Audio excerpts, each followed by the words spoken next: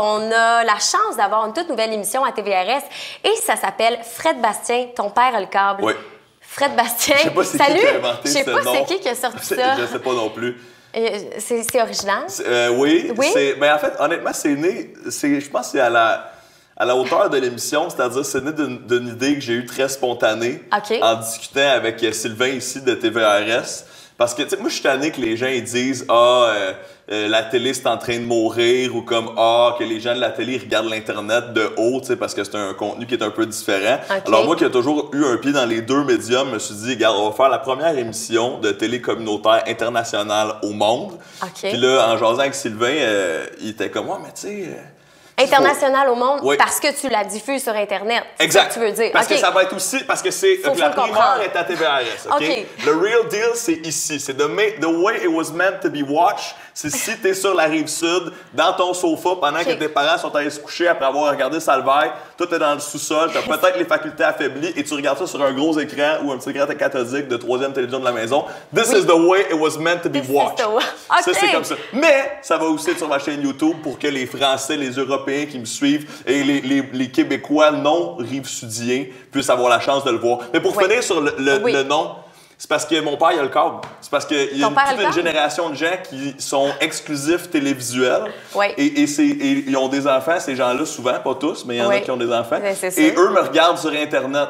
Alors, l'émission, c'est pour se rappeler qu'il y a des gens dans la vie qui ont le câble. C'est important de penser à eux. Il faut le garder, le câble, parce que pour écouter Studio Direct, dont le père à Fred Bastien, écoute, il faut l'écouter.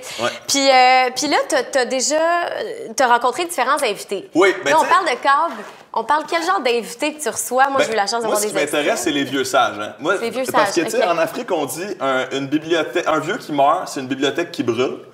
Puis moi, ça m'intéresse d'avoir accès à un savoir avant qu'il disparaisse. Donc, non seulement il y a ma grand-mère, Janine, mamie, qui est reconnue sur Internet déjà comme étant une abonnée à ma chaîne YouTube, mais qui va réagir à des YouTubers québécois principalement. Je fais jouer des vidéos YouTube, puis elle les commente. Mais aussi, on est allé voir des vrais vieux sages dans un centre de personnes âgées de la Rive-Sud, qu'on salue d'ailleurs, les gens qui étaient à Brossard, la résidence du groupe qui était là pour nous. Oui, c'est du groupe qu'on va mettre pour les dropper, là, c'est dans le générique. Vous regardez l'émission, le nom de la résidence est dans le générique. Et je les salue d'ailleurs parce que c'est vraiment, ils ont fait part d'une grande générosité envers leur sagesse. Puis on apprend beaucoup avec eux, genre, c'est qui la personne qu'ils ont le plus détestée dans leur vie? C'est quoi la pire drogue qu'ils ont jamais fait? Est-ce qu'ils s'ennuient plus de leur vingtaine ou de leur trentaine? Parmi tout ça, il y en a-tu qui t'a vraiment étonné dans le contenu, quelque chose d'inusité? Honnêtement, moi, j'ai trouvé ça rassurant. J'ai trouvé ça rassurant parce que moi, je pense qu'on s'intéresse pas assez aux personnes âgées, honnêtement, dans notre société. Puis je pense aussi que ça fait peur vieillir. Hein? Tu sais, comme toi, comme moi, on est quand même chanceux, on est dans la fleur de l'âge. Mais tu sais, on se dit, bon, ça va être quoi ma vie quand je vais avoir 80?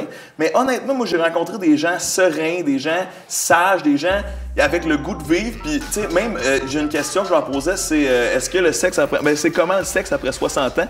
Peux-tu nous donner un tease de bord de ce qu'il disait? Ben non, mais c'est encourageant.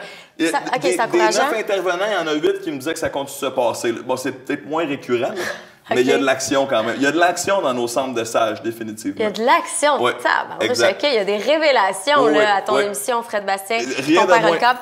Là, qu'est-ce qu'on devrait savoir sur Fred Bastien? On devrait savoir que Fred Bastien s'est payé un trip créatif avec cette émission-là.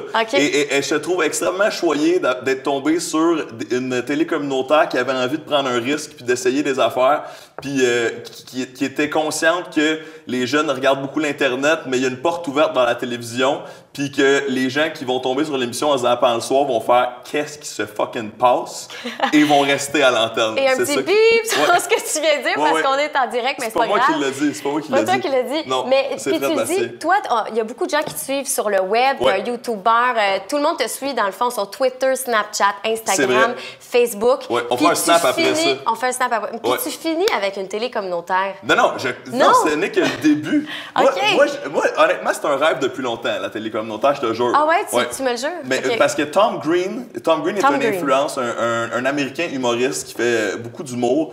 Lui, il a commencé à Ottawa. Rogers, sur vraiment un peu l'équivalent de TVRS, mais dans un petit marché de Ottawa dans les années 90. Puis la liberté de création qui émane des émissions de télé communautaire m'inspire beaucoup. Je regarde beaucoup de télé communautaire, même le soir tard, parce que je trouve ça pur, je trouve ça non biaisé. Okay. Moi, je suis un peu, comme bien des gens de ma génération, je suis un peu allergique à la bullshit, puis je trouve que la télé communautaire ne s'en fait pas avec les conventions, puis et dans la création pure. Ce que j'essaie de faire aussi sur Internet. On va droit au but. Oui. Puis pour la toute première émission, là, qui est ce soir à 22h30, donne-nous un petit tease au moins de quelque chose qu'on va peut-être pouvoir découvrir ce soir. Ben moi, je dis, le décor est vraiment incroyable. Moi, c'est un des moments forts de l'émission quand je l'enregistrais, c'est de regarder mon décor. Encore une fois, c'est très chauvin de ma part de trouver ça exceptionnel. Mais c'est que dans le fond, on est un peu dans le vide intersidéral de l'espace-temps. Intersidéral. Quand je m'adresse à la caméra, ben, derrière moi, il y a moi dédoublé avec un délai. On appelle ça du feedback dans la langue de Molière. Puis c'est un trip de LSD gratuit qu'on vous offre dans le fond. C'est ça. C'est un peu c'est l'émission au complet. Grosse inspiration de design de WordArt 98 et de MSN Messenger aussi. Oh oui, MSN Côté Messenger. graphique, on le sent. On le sent dans l'émission. OK, on le ressent. Yeah. Écoute, Fred Bastien, merci. Un grand plaisir, c'était le fun. Amuse-toi. Oui.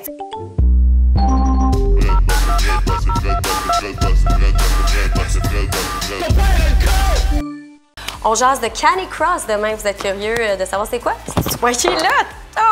Oh!